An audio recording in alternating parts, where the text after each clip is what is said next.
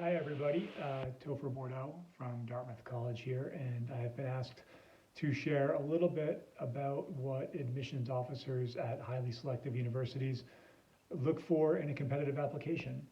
I can speak to broadly how we evaluate applications at Dartmouth, and hopefully that will stand in as a representative for how my colleagues at other schools do it. Um, I think you could say that we look for or we evaluate applications on 5 different criteria. And each of them is composed of a bunch of different factors. And all those factors are single factors among many.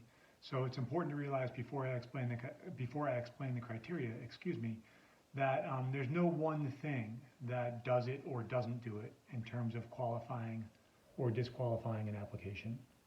So the first thing we look for is demonstrated academic achievement. That's pretty straightforward. We will evaluate your demonstrated academic achievement using your transcript, and then in other years, your testing. This year, Dartmouth and many other schools are test optional. But we will look at how you've achieved in class, and then how you've achieved on your testing. I'm not sure if we will remain test optional for next year. We're just hoping to get through this year and then see where we land. So demonstrated academic achievement, is certainly an important part. Second, we look for intellectual curiosity. We much prefer students who achieve highly because they love learning, as opposed to students who are able to achieve highly just because they are supremely talented. So we get a sense of your intellectual curiosity in your own writing, in your recommendations. If you have an alumni interview, that'll play into it as well. The third thing we evaluate would be your extracurricular engagement. And obviously that looks a lot different this year. But in a typical year, and then even to an extent in this year too, we want to get a sense that you're involved in your world outside of the classroom. And the reason why that's important is because so much of the learning that happens at a place like Dartmouth or places like us, so much of that learning happens outside of the classroom. So the best indication we have that you're going to be engaged in our community outside of class is how engaged you are in your community outside of class.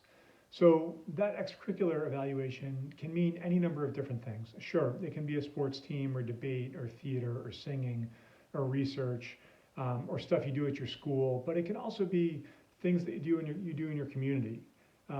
Or if you have a job, that's certainly a very important extracurricular, whether you're just saving up money for yourself or contributing to your family's finances. A job would certainly count as a meaningful extracurricular. If you take care of a family member, if you have a kid sibling or a grandparent who requires your care after school, that certainly would be something you would want to include as well. And so we're going to look at those things as evidence of how likely you are to extend yourself outside of the classroom in college. So demonstrated academic achievement, intellectual curiosity, and your extracurricular engagement, those are the first 3 things. The fourth and fifth thing are kind of similar and a little bit squishy, if you will. They are your intellectual qualities and your personal qualities. Those are harder to define, but I like to think of them this way. Your intellectual qualities can be defined by what it is you look like when you geek out about something. Not you look like, meaning like your physical appearance, but when you really nerd out about something, what does that look like? That's something we celebrate here. And we want to know when you're intellectually fired up about something, how does that manifest itself? And we'll get a sense of that through your writing and through your recommendations, and again, through an alumni interview if you have one. And just an aside, at Dartmouth, we try to get interviews for every applicant. That's run entirely by our alumni office. And that process happens after you apply. You would be contacted by a member of our alumni office for an interview. And then your personal qualities are similar to your intellectual qualities. Your personal qualities define who you are and what you care about, what your values are and how you articulate them, what your aspirations are and how you pursue those.